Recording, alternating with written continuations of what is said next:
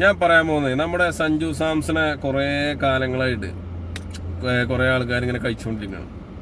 അതായത് ആളൊന്ന് form out ആയപ്പോൾ തന്നെ എത്രയോ ആൾക്കെതിരെ നെഗറ്റീവ് പറയുന്നു. നമ്മൾ മലയാളികളടക്കം അല്ലേ, എല്ലാവരും ആളെ നെഗറ്റീവ് പറയുന്നു. ആള് പിന്നെ ഇന്ത്യൻ ടീമിൽ നിന്നെടുത്ത് പുറത്താക്കണം, അവസരങ്ങൾ കൊടുത്ത് മുതലാക്കിയില്ല, എന്തൊക്കെ ഡയലോഗ്സ് ആണ്. ഈ പറയുന്ന ആളുകളൊക്കെ ഒരു കാര്യം മനസ്സിലാക്കുന്നുണ്ട്.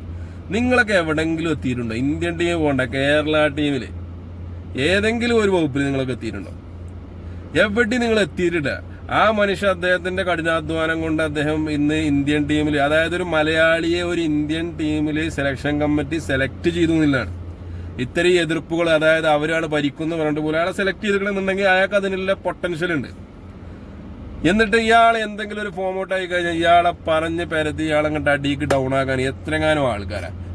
നിങ്ങളെ കുറിച്ച് ചിന്തിക്കുക, എവിടെങ്കിലും എത്തിക്കണമെന്നില്ല. അയാളെ ഓർത്തുകൊണ്ട് നമ്മൾ അഭിമാനങ്ങൾ. അയാൾ ഇന്ത്യൻ ടീമിൽ ഒരു ദിവസം കളിക്കണമെന്നുണ്ടെങ്കിൽ സീറോന് പോയിക്കൊണ്ട് എത്ര കളിക്കാർ സീറോന് പോകുന്നുണ്ട്. അയാൾ മാത്രം പിന്നെ ഡക്കൽ ഔട്ടാണ്, അല്ലാത്ത രീതിയിൽ ഔട്ടാണത്.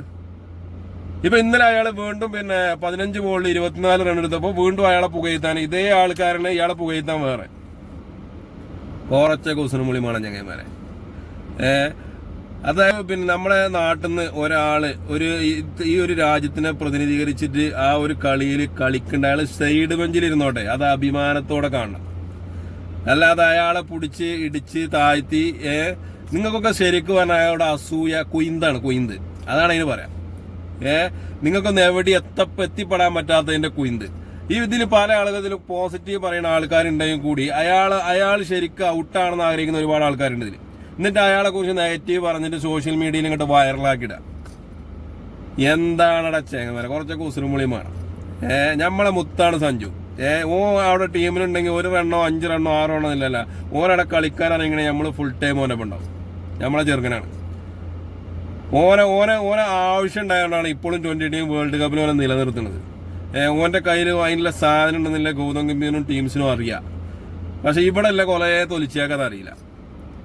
അപ്പൊ നമ്മളെ ചെറുക്കൻ തന്നെ കളിച്ചിട്ട് ആ റൺ എടുത്തേക്കണത്. അതിന്റെ മുന്നേ 8 ബോളിൽ 22 റണ്ണാണ് എടുത്തേക്കണത്. അപ്പൊ ആളെ ചെറിയ ചില്ലറക്കാരനൊന്നല്ല. ആള് ബാക്കിൽ ഇറങ്ങി കളിക്കണീന കുറെ ആൾക്കാർക്ക് ആളെങ്ങനെയും കളിച്ചോട്ടെ. നിങ്ങളല്ലേ ഓനെ പിന്നെ കോച്ചിങ്ങിന് കൂട്ടിയത് മുന്നിൽ ഇറങ്ങി കളിക്കണം, പിന്നെ സൈഡിൽ നിന്ന് കളിക്കണം. ഓൻ ബാക്കിലോ മുന്നിൽ, അത് ഓന്റെ തീരുമാനം. അവിടെ കോച്ചുമാർക്കും ആ ടീമിലുള്ള മറ്റുള്ള സെലക്ടേഴ്സിനൊക്കെ, ഒരു ഇന്ത്യൻ സെലക്ടേഴ്സിന് പ്രശ്നമില്ലെങ്കിൽ പിന്നെ നിങ്ങൾക്ക് എന്ത് പ്രശ്നമാണ്? അപ്പൊ നമ്മൾ സഞ്ജു സാംസണൊപ്പം ഉണ്ട്. നമ്മളെ ചങ്ക് മുത്താണ്. ഈ വേൾഡ് കപ്പ് നമ്മൾ ടീം കൊണ്ടുവരും ഇൻഷാ അല്ലാഹ്.